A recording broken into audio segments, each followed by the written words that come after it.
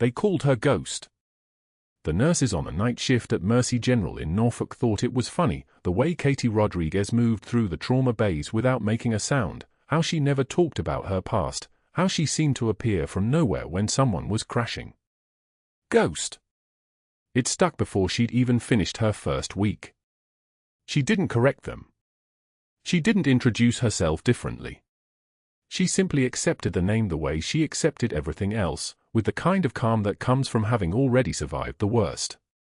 It was 11:47 p.m. on a Tuesday when she clipped her trauma shears to her belt for the first shift. The shears were old, stainless steel dulled by use, with a single word engraved along the handle in precise block letters, Reaper. She'd kept them in a locker at the bottom of a box marked medical supplies for 18 years. Nobody asked what they meant. Nobody asked where they came from. The scrub tech, Marcus, barely glanced up from his phone when she walked past him in the supply room. Just another nurse. Just another night shift starting. The ER was controlled chaos, the kind of organized urgency that only exists in trauma centers. Paramedics brought in a 67-year-old male with crushing chest pain, EKG already showing ST elevation. Katie was at the bedside before the stretcher locked into place. She had the 18-gauge for in the left antecubital fossa in one motion, blood drawing perfectly, no hesitation. Across the bay, Dr. Marcus Hargrove watched her work. He was tall, expensive-looking in a way that had nothing to do with his salary, Italian shoes, gold wedding band that caught the fluorescent light, cologne that smelled like leather and old money. He had run the emergency department at Mercy General for 11 years with the kind of absolute authority that came from never being questioned. Until now. Ghost. His voice cut across the bay like a scalpel. In my office. Now. The nurses exchanged glances.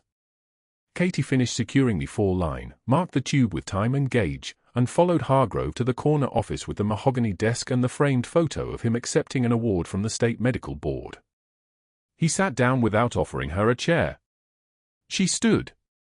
The fluorescent lights hummed overhead, and somewhere in the distance, a monitor beeped its steady rhythm. "We don't need heroes here," Hargrove said.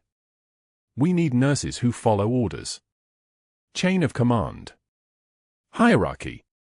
You understand." His eyes were grey and cold, the kind of eyes that had learned to weaponize certainty. Katie's jaw tightened imperceptibly. "Yes, doctor." "Good." He smiled, but it was the smile of a man watching a dog sit on command. "Welcome to Mercy General." She left the office and returned to the ER. The chest pain patient was being prepped for the catheterization lab. Across the unit, the attending physician, not Hargrove, a younger man named Chen, was reviewing the EKG with Katie's vital signs. He looked up as she passed. "That for work yours?" he asked. "Yes, doctor." "Perfect placement. Teach me how you got that first stick in a moving target." She could have deflected. Could have said something about luck or training. Instead, she met his eyes and said, "Muscle memory. You practice enough times, your hands know where to go." He nodded slowly, as if recognizing something he couldn't quite name. At 2:15 a.m., the paramedics called ahead with ETA on a trauma. Motorcycle versus sedan en route for 60. Driver ejected. Critical condition. 23-year-old male with suspected femur fracture and head trauma. The ER staff moved into formation, respiratory already pulling the difficult airway cart, trauma bay being stripped and prepared, the choreography of controlled readiness. Katie was doing a quick inventory of the suction equipment when Hargrove appeared in the trauma bay doorway. "This one's mine," he said to the room, eyes scanning the space with the confidence of a man who had never been wrong. "Everyone else, stay back unless I call you. This is a teaching moment for our residents." There were no residents. There was only Katie and two nurses he'd probably never learned the names of. The ambulance doors opened with a pneumatic hiss. The patient was a wreck, blood-soaked, breathing in short gasps, left leg at an angle that made one of the junior nurses turn away. Katie had the monitor leads on him in 14 seconds. Pulse racing at 134. Blood pressure dropping, 118/72, then 110/68, then 105/62. The femur fracture was obvious, but the head wound was the real problem, a laceration across the left temporal lobe, maybe an inch long, bleeding steadily into the sheets. Suction. Hargrove snapped. The junior nurse fumbled with the equipment.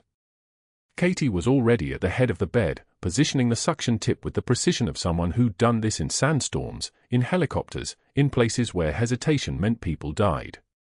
The blood cleared. The wound was visible now, deep, but not immediately fatal. The real threat was the blood loss from the femur and the altered mental status. GCS of 7. Eyes closed. Incomprehensible sounds. This kid was crashing. Type and cross for 6 units, Hargrove said. His voice was steady, but something in his movements was off, a microsecond too slow, a reach for the trauma shears that wasn't quite smooth. He wanted to intubate, but the airway was compromised by blood and debris. He needed someone to clear it while he controlled the cervical spine. Katie didn't ask permission. She moved. Her hands were already reaching for the 7.5 endotracheal tube, the laryngoscope cold in her palm. She positioned the blade, the kid's tongue resistant, jaw clenched in pain or unconsciousness, didn't matter. 8 seconds. The tube was in, secured, taped. She was bagging oxygen before Hargrove even realized she'd moved. Who authorized you to intubate? His voice had changed. The authority was still there, but underneath it was something else. Something that sounded like recognition of a threat. The patient was losing airway integrity, Katie said. She didn't look at him. She was watching the oxygen saturation climb on the monitor. 67%. 71, 78. Good. Procedure completed successfully. Hargrove's jaw clenched. He turned away to order pelvic x-rays, to call orthopedics, to reassert his control of the room through channels where Katie couldn't operate. But she'd already seen what mattered, that moment when his hands hesitated and hers didn't. That moment when the room looked to her instead of him. The patient stabilized. Blood pressure came up to 92/55 once they had the femur splinted and fluids running. The trauma surgeon was on his way. The crisis had become manageable, which meant it had become Hargrove's crisis to claim. He'd been present at the intubation. He'd authorized the procedures. He'd made the calls that saved the kid's life. Katie was already moving to the supply room when she heard him talking to the residents who didn't exist, explaining his decision-making, his clinical reasoning, his instincts that had known exactly what to do. The supply room was empty. The fluorescent light hummed its lonely frequency. Katie opened her locker, a small metal box with her name and the date she'd started printed on a label, and pulled out the box marked medical supplies. Inside, wrapped in tissue paper, were her trauma shears. She lifted them carefully, the weight familiar in her hands, and clipped them to her belt beside the standard hospital shears that anyone could carry. The engraved word caught the light for just a moment, Reaper. She was closing the locker when Marcus, the scrub tech, appeared in the doorway. He was holding 2 cups of coffee, cold now, left over from the previous shift. Hargrove's pissed, Marcus said. It wasn't a question. I did my job, Katie said. Yeah, that's the problem. He set one of the cold coffees on the shelf. He doesn't like people who are better at their job than he is. He's called 3 nurses ghosts since I've worked here. 2 of them transferred. The other one, well, she's still here, but she keeps her head down now. Katie picked up the coffee. It was lukewarm, bitter. She drank it anyway. Word of advice. Marcus said. Whatever you did before, whatever made you good at this, don't do it again. Not in front of him. Especially not tomorrow. Why tomorrow? Military transfer coming in from Germany. Critical trauma case. He cleared his whole schedule for it. He's planning on this being his big save, his moment to show everyone he's still the best. Marcus was already walking backward toward the door. He already told everyone to stay in their lanes. I'm guessing he was talking to you. Katie set down the empty cup. What kind of trauma? Medevac from Helmand Province. Air Force Colonel. IED strike. They're prepping him at the surgical center in Ramstein right now, but he's coming here for critical care management. Hargrove's been talking about it all week. This is his case. This is his win. The fluorescent lights hummed. Somewhere in the distance, a monitor beeped. Katie's hand moved unconsciously to her belt, to the shears hanging at her side, to the engraved word that no one understood. Thanks for the warning, she said quietly. Marcus left. The supply room went silent except for the hum of the overhead lights and the soft sound of Katie's breathing. She stood very still, her eyes closed, her hand steady at her sides. 18 years. 18 years since anyone had called her by that name. 18 years since she was more than just a nurse. Tomorrow, something was coming. She could feel it the way she'd felt it in the moments before every operation in Helmand Province, that shift in atmospheric pressure, that knowledge that everything was about to change. She opened her eyes and looked at the shears hanging at her belt. In the reflection of the stainless steel supply cart, her face was expressionless, calm, the face of someone trained to show nothing while carrying everything. Just a nurse. That's all anyone needed to know. But that wasn't the whole story. The patient in Trauma Bay 3 was a construction worker named David Chen, admitted 6 hours earlier with a compound fracture of the left radius, deep laceration across the dorsal forearm, and pain that had climbed from a 6 to an 8 out of 10 despite the initial morphine dose. His daughter sat in the corner chair, arms wrapped around herself, watching her father's face contort with each breath. Katie had spent the last 3 hours with the vitals, the dressings, the ice elevation, the 1,000 small acts that filled the space between crisis and recovery. She was adjusting the infusion rate, calculating whether the current analgesia was sufficient or whether David needed a bump to the medication before the orthopedic surgeon arrived at 6 in the morning, when the trauma bay door swung open with enough force to rattle the monitors. Dr. Hargrove didn't walk into rooms.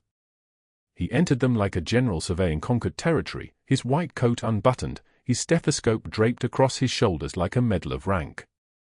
His eyes found Katie first, then the 4 bag in her hands, then the chart notation she'd made 2 minutes earlier. The shift in his expression was instantaneous, a tightening around his eyes that suggested he'd caught her committing something between incompetence and sedition. Nurse Rodriguez. Not a greeting. A citation. What do you think you're doing? Katie lowered the 4 bag and faced him without hurry. Adjusting pain management. Patient's pain score climbed to 8. Morphine alone isn't sufficient for post-operative. You don't think? Hargrove's voice rose, and the fluorescent lights above seemed to dim slightly, as if the room itself was contracting away from the force of his tone. You follow physician directives. This is dangerously incompetent. You could kill someone with your cowboy nursing, Rodriguez. The word cowboy hung in the air like smoke. David Chen's breathing quickened. His daughter's hands gripped the armrest so tightly her knuckles blanched white. Katie set the 4 bag down on the bedside table with the careful precision of someone placing an explosive device. She didn't argue. She didn't defend. She simply stood still, her eyes flat and cold as Arctic ice, the kind of cold that doesn't burn, it just freezes everything solid and lets it stay that way. I apologize for my nurse's recklessness, Hargrove announced to the room, to David Chen's daughter, to anyone who might validate his authority. He was already reaching for the chart, already rewriting her medication order in a hand so aggressive the pen nearly tore through the paper. Morphine 2 milligrams for every 4 hours instead of every 2. A reduction. A negation of her clinical judgment. Katie watched his hand move across the page. She watched him finish the sentence of his own dominance in ballpoint ink. And when he looked up at her, expecting deference or silence or the small shame that usually accompanied his corrections, she opened her mouth and spoke in a voice so steady it sounded like someone reading a grocery list. Your ego isn't a treatment plan, doctor. A pause. A breath. But watching you practice medicine is definitely malpractice. The room didn't go dead silent. It went deeper than that. It went to the kind of quiet that happens when the air itself forgets to move. David Chen's daughter inhaled sharply. Hargrove's face transformed into something she'd never seen before, not anger, but something far more destabilizing. His jaw worked soundlessly. His fingers twitched around the chart. But Katie was already turning, already moving away from him with the kind of fluid precision that suggested she'd been trained to turn her back on dangerous things without fear of what they might do. She didn't walk, she moved with the terrifying grace of someone who has already survived worse. The trauma bay door swung closed behind her with a hydraulic sigh. What happened next was the real work of destruction, though Hargrove didn't see it that way. He saw it as triage. Control. The surgical removal of an infection before it spread through his operating theater. The next night, Katie entered the break room at 11:47 p.m., her dinner in a cloth bag, leftover pasta her neighbor had made, still warm, still carrying the smell of garlic and basil into the fluorescent brightness. The room held for other nurses, Sarah Chen, who'd trained on night shift with Katie, Marcus Williams, the charge nurse from the orthopedic unit, and two others whose names Katie hadn't yet memorized. The moment Katie sat, the room performed a synchronized movement, a choreography of departure so perfect it might have been rehearsed. Sarah, who'd laughed with her 2 nights ago about a patient's cat video, grabbed her lunch container and left without making eye contact. The others followed in sequence, a cascade of abandonment, leaving Katie alone with her cooling pasta and the knowledge that the breaking had begun in earnest. The fluorescent light above the table buzzed like it was drowning. Katie opened her pasta container. The smell was still there, garlic, basil, the warmth of someone's kindness, but the break room had become a cave, all echoes and nothing else. She ate slowly. Her coffee went cold. The light kept buzzing. 3 shifts passed like this. 3 shifts of the break room emptying. 3 shifts of conversation stopping when she approached the medication stations. A young resident she'd trained on intubation, a kid named Dr. Patterson, 28 years old, eager, kind, would glance at her from across the unit and quickly look away, as though prolonged eye contact might be contagious. On her 3rd shift back, Katie arrived at 6:47 p.m. for her handoff and found the bulletin board near the unit manager's office plastered with a fresh notice. The header was printed in bold courier font, Rodriguez, disciplinary action. Below it, the body of the message, Staff Nurse Katie Rodriguez has demonstrated repeated failure to follow physician directives and concerning gaps in professional judgment. Effective immediately, all clinical decisions must be pre-approved by supervising physician before implementation. This is a formal written notice and will remain in the nurse's personnel file. It was signed by Dr. Marcus Hargrove, Medical Director, ER Services. The notice was posted at eye level, directly across from the time clock where every staff member had to pass during their shift change. No privacy. No discretion. No mercy. Katie read it once, her face a perfect neutral mask. Not because she didn't feel the words, she did, in the part of her that had chosen this job, that had believed she could heal people in this place. The anger was there, cold and clinical, like examining an X-ray. But the mask held. It always did. She'd been trained to hold masks in deserts where the sun could melt flesh, so a piece of paper and someone else's fear was just weather. She turned away from the board and moved toward her assignment. A young resident, Dr. Patterson, was checking the patient census and trying very hard to look through her rather than at her.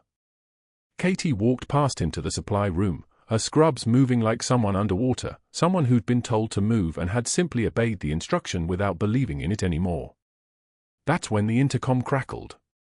The sound was thin and distant, a voice cutting through the hospital's constant hum, medevac inbound.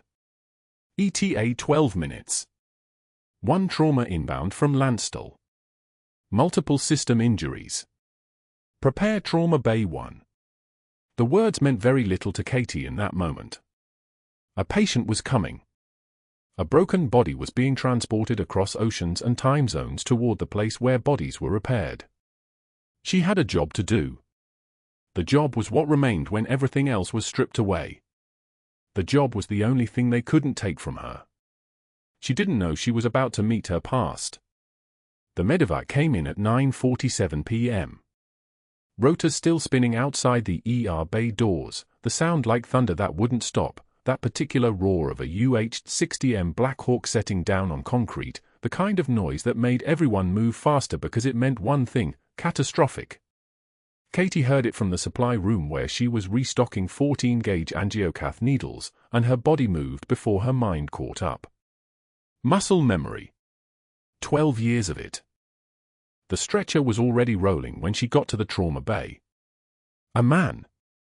Early 40s, maybe, though the blast had aged him in ways that made guessing pointless. Left leg wrapped in field dressing that was already too saturated. Right arm burned down to the muscle. Face swollen, both eyes nearly shut, but the bones of his face, the architecture underneath, something in Katie's chest locked down tight. The Landstuhl transfer nurse was already giving report. Colonel James Mercer, 42, Air Force pilot, blast injury sustained in Helmand Province 18 hours ago. Multiple trauma, including 40% thermal burns, crush injury left leg, 2 right-sided rib fractures with possible pneumothorax. The words came machine gun fast, the way they did when someone had been keeping a man alive on a helicopter and was finally handing off the weight. Katie didn't move. She stood in the corner of the trauma bay, watching Dr. Hargrove approach the stretcher with that particular walk of his, shoulders back, chin forward, the swagger of someone who had never once questioned his own importance. He barely glanced at the colonel's face. Just looked at the chart, the burns, the swelling leg, and nodded to the resident, get him to ICU bed 4. For fluids, broad-spectrum antibiotics, pain management. I'll round on him in the morning. That was when Katie looked directly at the colonel's face. The swelling made it hard to see clearly, but the bone structure underneath was unmistakable. The space between the eyes. The high forehead. 20 years, 2 decades of distance and identity and deliberate forgetting, he collapsed in a single second. She knew that face. She had pulled it out of a burning village in Sanjan Valley, the boy screaming, his mother already gone, the mud of the compound still smoking. She had cut him free from a collapsed wall with her trauma shears, the same shears hanging at her belt right now, the ones with the call sign Reaper engraved on the metal in letters worn smooth from 20 years of use. Colonel James Mercer. That wasn't his name then. Then he was Kareem, 6 years old, and his father was a coalition translator and his mother was already dead, and Katie had pulled him from the wreckage and carried him 3 clicks to the extraction point while rounds kicked up dust around them both. Kareem had made it to Germany.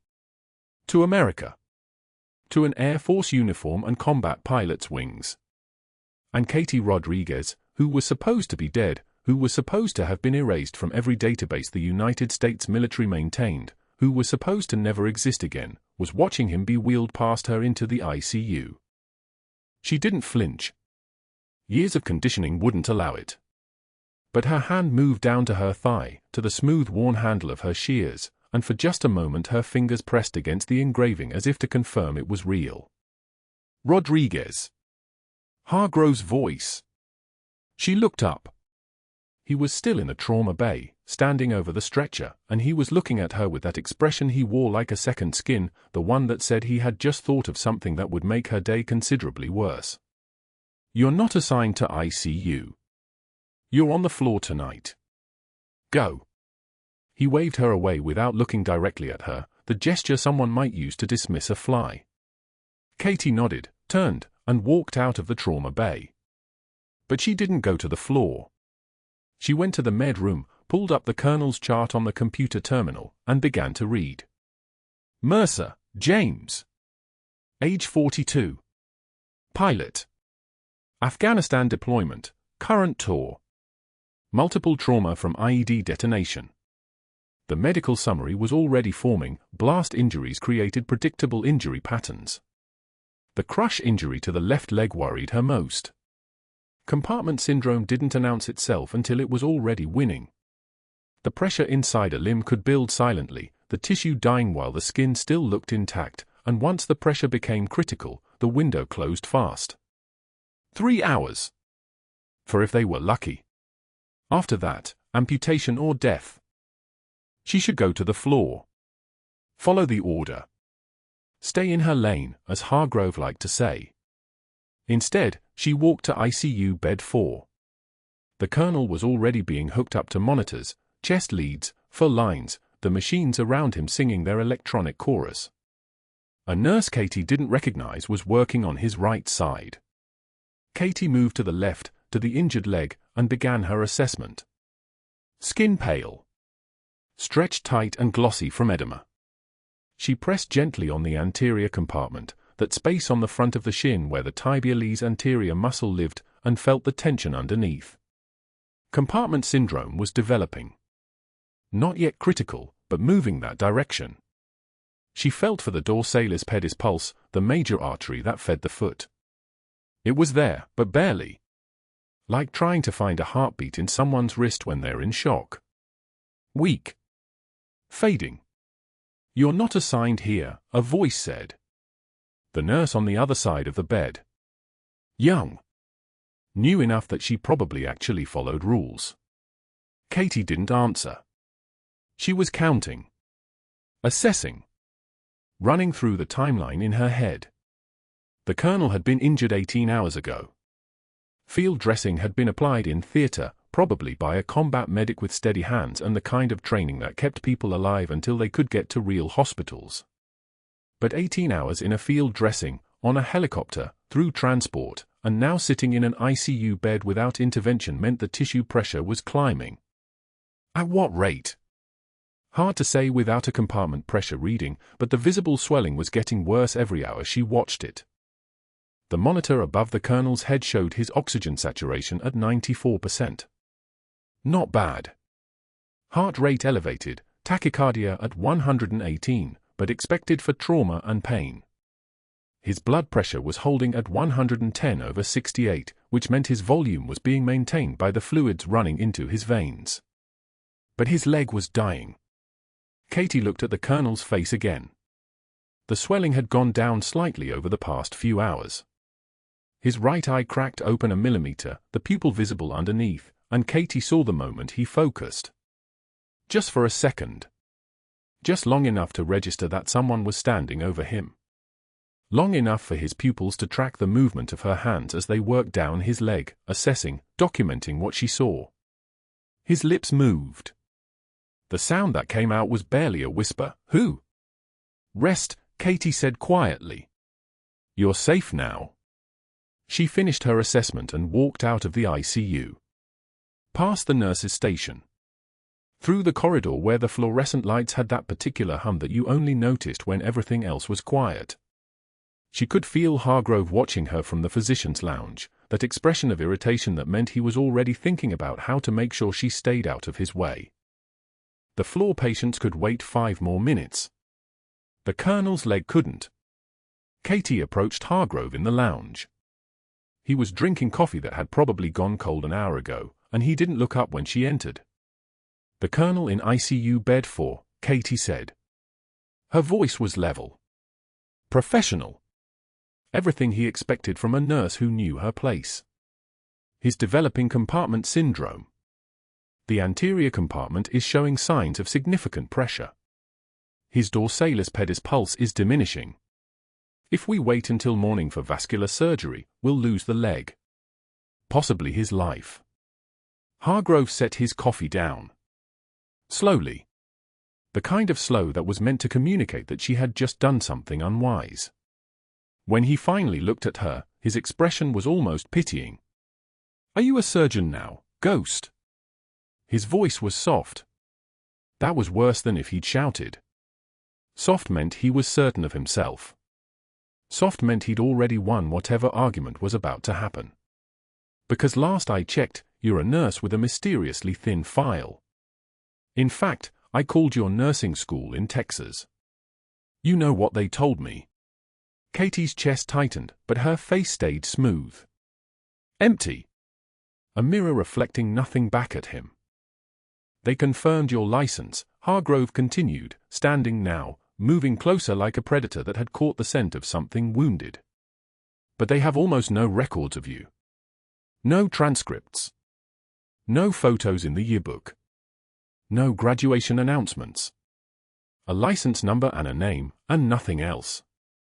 Isn't that interesting?" He smiled. It wasn't a friendly smile. I've also contacted the state medical board and requested a full investigation into your background.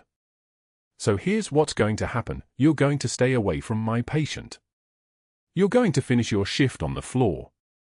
And if I see you anywhere near that colonel again, I'll have security escort you out of this hospital tonight. Understand? Katie didn't answer. Her jaw tightened, just enough that someone who knew what to look for might notice, but not enough that Hargrove would see it as anything other than submission. Understand, he repeated. Yes, doctor, Katie said. Her voice was steady. Quiet. The voice of someone who had been trained by people far more competent than this man to absorb orders and swallow her response. I understand. She turned and walked to the floor. And for 6 hours, while she checked on patients and changed for bags and listened to people's small complaints and larger fears, she knew exactly what was happening in ICU bed 4. At 11:15 p.m., the anterior compartment was rock hard. She could feel it through the skin when she reached down to check, gloved hand pressing against the tension that was building underneath. The pulse at the foot was barely there. A flutter. Like touching someone's neck and finding their heartbeat ready to quit. At 12:30 a.m., the colonel's wife came to the desk crying. His leg, she kept saying. His leg is swelling more. Is someone watching him? Is someone helping him? Katie assured her that the doctors were monitoring him closely. The lie felt like swallowing gravel. At 1:30 a.m., the compartment pressure alarm on the monitor triggered. The sound was sharp and insistent, a warning that the pressure inside the colonel's leg had reached critical levels. The tissue was suffocating. The cells were dying. The window was closing, and in a few hours there would be nothing left to save. Hargrove silenced it from 40 feet away. She heard the beep cut off, saw him write something in the chart, await AM surgical consult. Then he went back to reviewing files, dismissive and certain that his call was correct. At 1:55 a.m., Katie watched from the opposite end of the ER as the colonel's foot began to turn a shade of purple that shouldn't exist in living tissue. His toes were cold. When she checked, and she did check, moving fast when Hargrove was in the back, her hands working with the efficiency of someone who had done this in sandstorms and under gunfire, there was no pulse at all. The leg was dead. Or dying so fast that dead was just a formality. At 2 a.m., Katie made a decision. She walked to the trauma room where her supplies were kept, pulled on fresh gloves, and looked at the face of the 6-year-old boy she had saved 20 years ago, now a 42-year-old man with a uniform and scars and a leg that was running out of time. His eyes were closed. The monitors around him hummed their mechanical chorus. And Katie reached down and unlocked the trauma room door from the inside, a soft click that sounded like destiny. Then she went to work. The monitors had been screaming for 37 minutes. Katie stood outside the colonel's room at 11:04 p.m., her gaze fixed on the readouts, her mind calculating what the hospital equipment could not quite articulate yet. The leg had swollen to nearly twice its normal circumference since the evening shift. The skin stretched tight as a drum, purple-black at the edges, the color of tissue dying from the inside out. She had seen this before. Not in civilian hospitals. In the field. In the dark. When decisions happened in seconds and amputation was the mercy option. She pushed through the doors to the physician's lounge.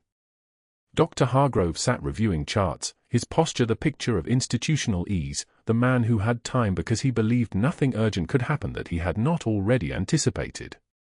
Katie approached with the precision of someone trained to brief senior officers. She carried the clinical evidence like ammunition. The compartment pressures measured by ultrasound, 68 millimeters of mercury and climbing.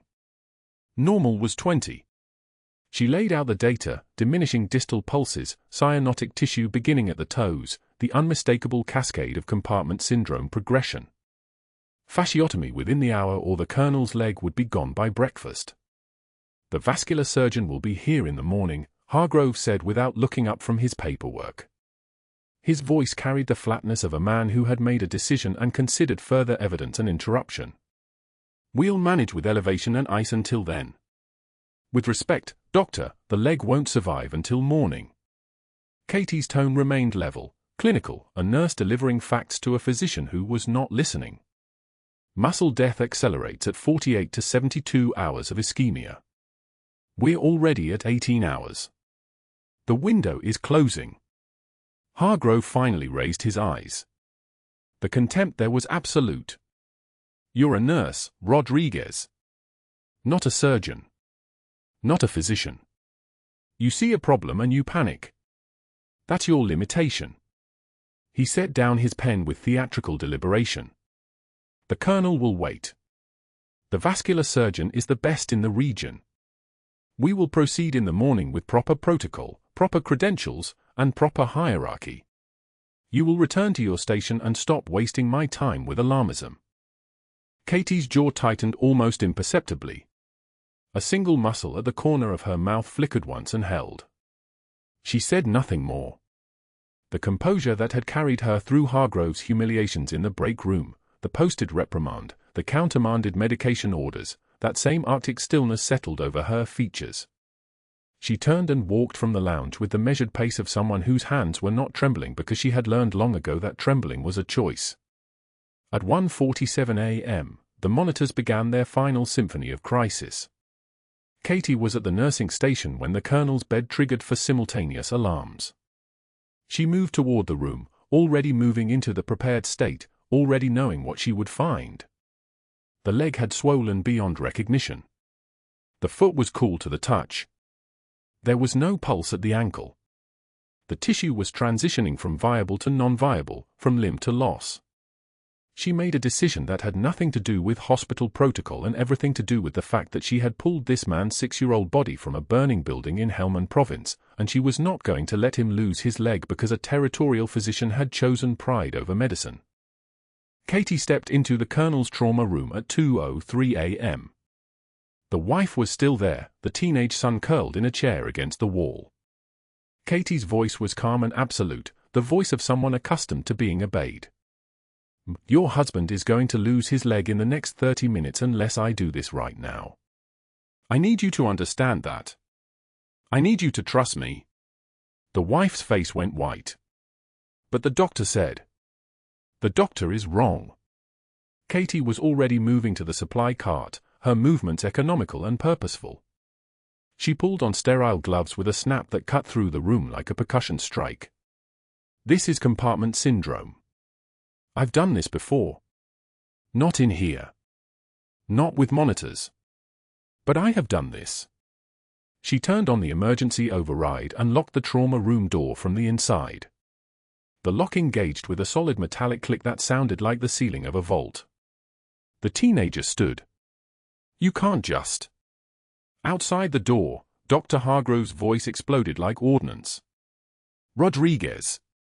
Open this door. Security guards pounded the frame. Hargrove's rage vibrated through the walls in a frequency that had nothing to do with concern for the patient and everything to do with control slipping from his hands. That's a direct order. Open this door now. Katie prepped the leg with betadine, the iodine scent sharp and clinical in the narrow room. She worked as though the pounding on the door did not exist. The voice of authority did not exist. The hierarchy of the hospital dissolved into irrelevance when tissue was dying. She retrieved her trauma shears from her pocket, the same pair she had carried in the field, the same pair that had cut through seatbelts and cargo webbing, and there on the handle in fine military engraving was the call sign that belonged to her former life, Reaper. She used the shears to cut away the surgical dressing with 2 quick movements. The tissue beneath was dark purple, the fascia already beginning to tension under the pressure of swelling muscle. She made the first incision with a 15-blade scalpel, a long lateral cut from knee to ankle, clean and decisive, executing what had been practiced 100 times in conditions infinitely worse than this. Blood and serum fluid drained from the opening, releasing the compartmental pressure like untethered breath. The monitors shifted. The oxygen saturation held. The heart rate began to decline from its panicked gallop into something closer to workable. She made the second incision, releasing the deeper compartments. Muscle that had been ischemic for nearly 20 hours began to pink slightly as blood returned.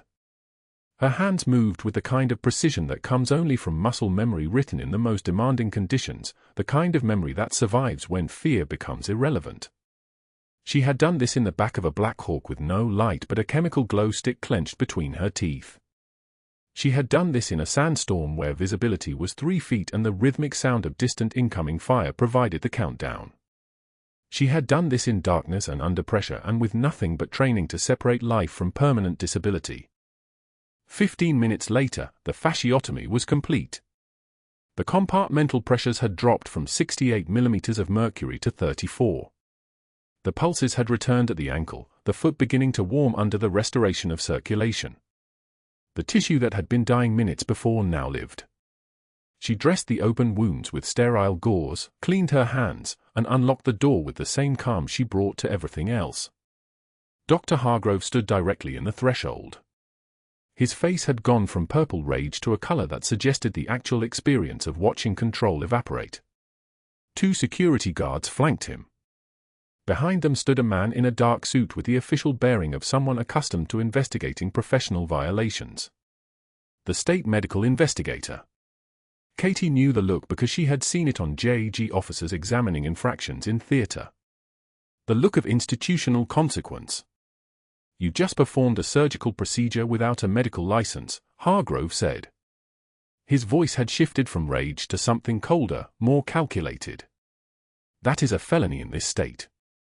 That is the end of your career as a nurse. That is criminal liability." He turned to the investigator. "Document this."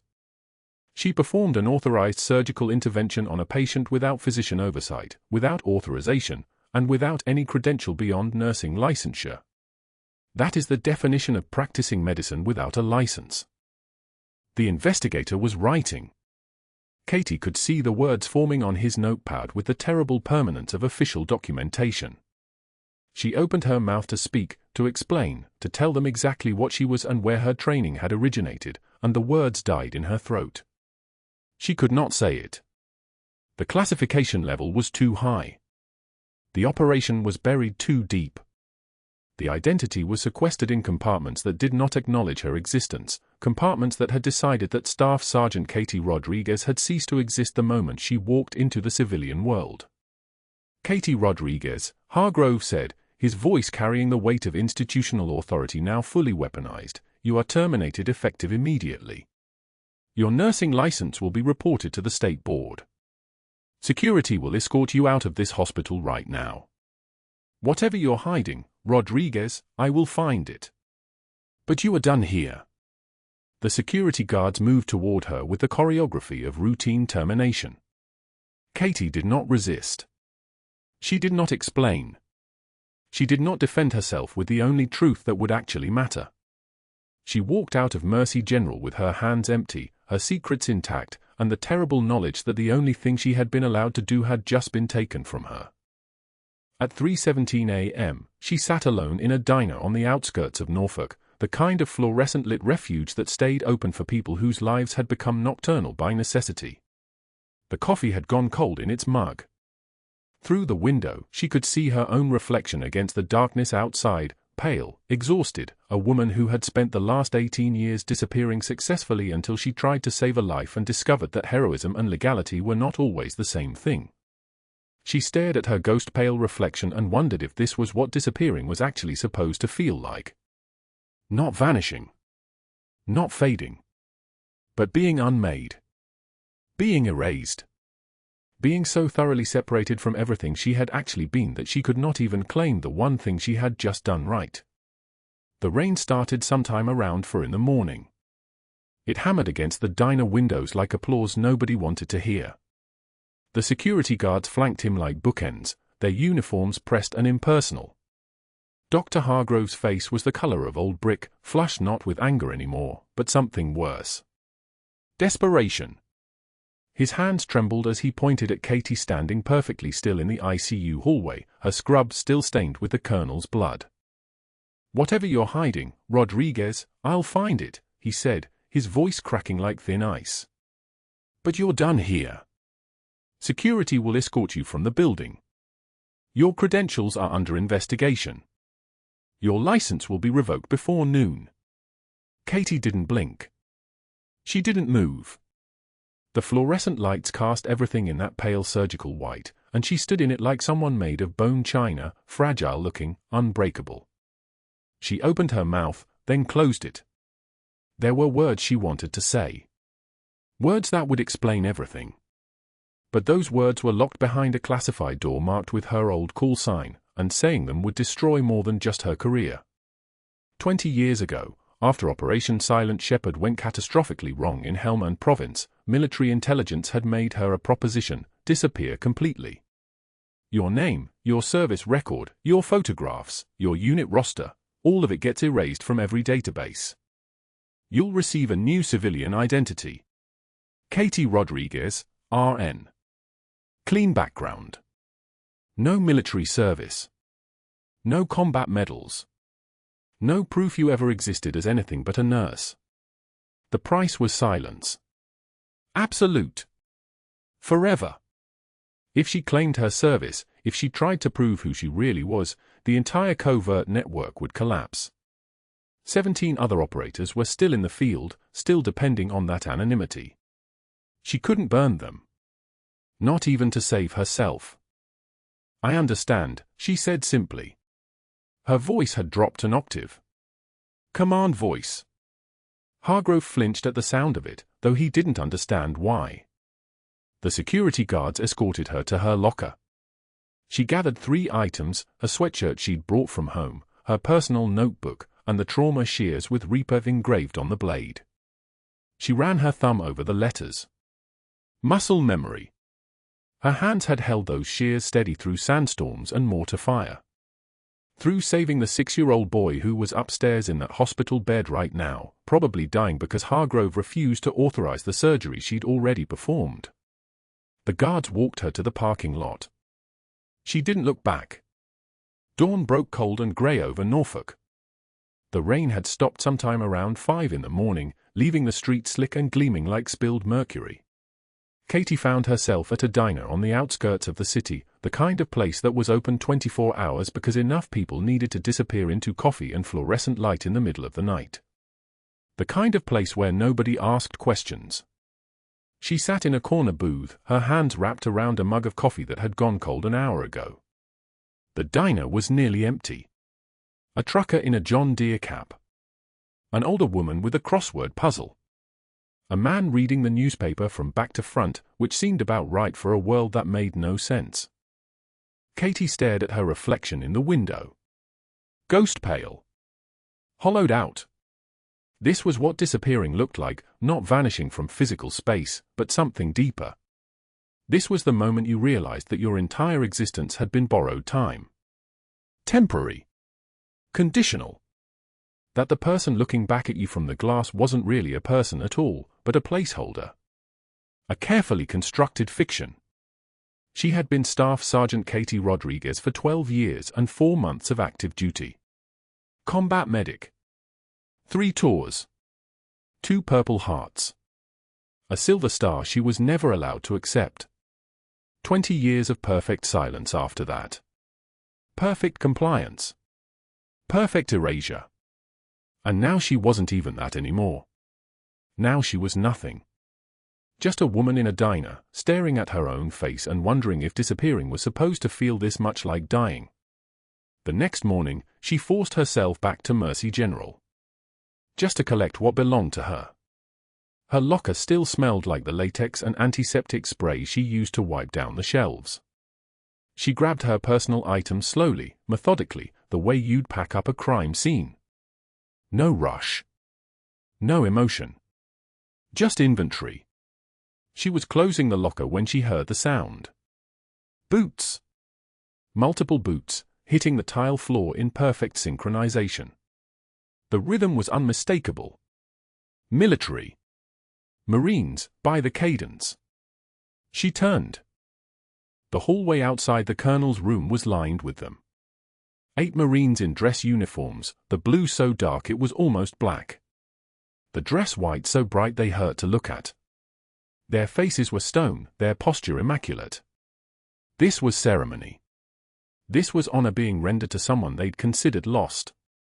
Katie's heartbeat accelerated, but her face remained neutral. She walked toward them slowly, part of her expecting one of them to step in front of her, block her path, tell her she wasn't welcome here anymore. But they didn't. They simply stood there, watching her approach. Inside the colonel's room, she could see him. Sitting up now. Pale but alert. His eyes were scanning the hallway until they found her face. His eyes locked on hers. For 3 seconds, nothing happened. Then his lips moved. His voice came out raspy, damaged from the ventilator tube, but unmistakable. Reaper. One word. That was all it took. The room went absolutely silent. The kind of silence where you could hear the heart monitor's rhythm, the soft hiss of the oxygen, the distant rumble of the city waking up outside the windows. Katie's hands went cold. A gunny sergeant stepped forward. He was holding a leather folder, the kind that contained documents that mattered. His voice was rough with ceremony, the way Marines spoke when they were reading something official. Staff Sergeant Katie Rodriguez, for extraordinary heroism under fire in Helmand Province on April 14, 2004, in defense of non-combatant civilians, is hereby awarded the Silver Star. The Secretary of the Air Force presents this commendation with the gratitude of a nation. Katie couldn't move. She couldn't speak. She was being resurrected in real time, and there was nothing she could do to stop it. That's when Hargrove came. She heard him before she saw him, his voice cutting through the ceremony like a blade. This woman is a fraud. She's fired, get her out. He was shouting, pushing through the Marines with his hands up like he could physically stop this moment from happening. She's not authorized to be here. I'm calling security, I'm calling the state board, He froze. The doors at the end of the hallway opened, and a woman in a 2-star general's uniform walked through. Full dress blues, medals spanning her chest, the kind of presence that made the air pressure in the room change. Behind her came a man in a charcoal suit carrying a classified folder. The folder was stamped with a call sign and photographs. Katie could see them from where she stood, her own face, 20 years younger, in combat fatigues. Her trauma shears visible on her belt. Her unit patch on her shoulder. Her old name printed in the corner. The Pentagon liaison stepped forward. Her voice was calm and surgical, the way people spoke when they were making your entire world reorganize itself. Dr. Hargrove, Staff Sergeant Rodriguez, was operating under a protected identity due to her role in Operation Silent Shepherd, a classified joint task force with active operatives in the field.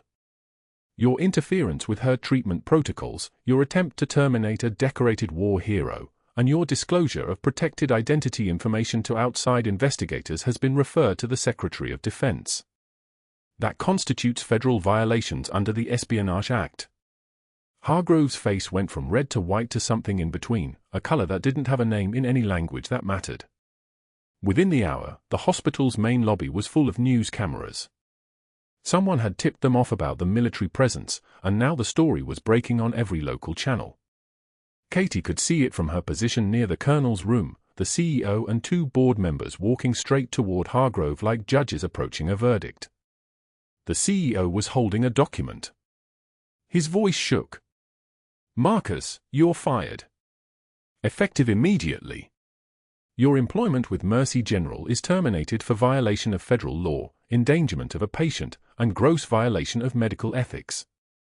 Security will escort you from the building. You can't, Hargrove said. His voice sounded small now. Thin. I've been here 15 years. I built this department. I've trained. Leave now or we call the police, a board member cut in. Choose quickly. The security guards moved toward him. Katie watched as they walked him through the lobby, past the nurses who wouldn't meet his eyes, past the bulletin board where his name was being removed from the medical director plaque. The cameras flashed. The story was already being written. By nightfall, it would be everywhere. In the parking lot, Hargrove sat in his car alone, his hands gripping the steering wheel so hard his knuckles had gone white. Through the windshield, he could see back into the hospital. A Marine Honor Guard was presenting a shadow box to Katie. Inside were 3 medals: Silver Star, Bronze Star, 2 Purple Hearts. The general was pinning them to a dress uniform. Where had they found a dress uniform? And the colonel, sitting up now in a wheelchair, was saluting through tears. Hargrove's breath came in short, sharp bursts. He'd built his power through intimidation, through institutional leverage, through making people afraid of him. But fear evaporates the moment the person stops having power to back it up. His phone rang. He didn't answer. It rang again. And again. And again. 6 months later, Katie Rodriguez stood in her new office at Mercy General. Director of Trauma Services. The nameplate on her door was official, engraved on brass. Through the window, she could see the entire ER floor, the controlled chaos of organized medical crisis, the rhythm of people working together to save lives. On her desk was the shadow box containing her medals. She'd earned the right to display them now. No more secrets. No more borrowed identity. Just Katie Rodriguez, who happened to have served in the military, who happened to be decorated, who happened to be the person who could talk someone through a crisis with nothing but her voice because she'd done it 1,000 times before in conditions that would have broken most people. She carefully removed her engraved trauma shears from the drawer, Reaper still visible after 20 years, after erasure and reinvention and nearly losing everything, and placed them in a glass display case on her office wall. Beside it, she hung a photograph, herself in Special Forces kit, 2004, Helm and Province, standing with her unit. Young. Unbroken. Real. A knock on the door. A young nurse, couldn't have been more than 3 years into her career. Dr. Martinez needs you in Trauma 2. Gunshot wound, entry and exit, but no major vessel compromise. Katie clipped a new pair of shears to her belt and stood. Tell him I'm on the way. As she walked through the ER, residents asked her for guidance. Nurses nodded with respect. A patient's family thanked her for saving their daughter. She moved through the space like someone who'd earned the right to take up space in it. Like someone who was finally, after 20 years, allowed to exist. That night, she sat at home and opened her journal. Pen to paper. The first time she'd written in it since Operation Silent Shepherd. Power is not a title. Power is the ability to help. Today, I remembered what that means. She closed the journal and headed back to the hospital for the second shift. As for Dr. Marcus Hargrove, a nurse named Jennifer from Mercy General happened to walk past the Richmond VA hospital 6 months after his termination. Through a ground-floor window, she saw something that made her stop walking. In janitor's scrubs, pushing a mop across a tile floor, was Hargrove. His shoulders were slumped.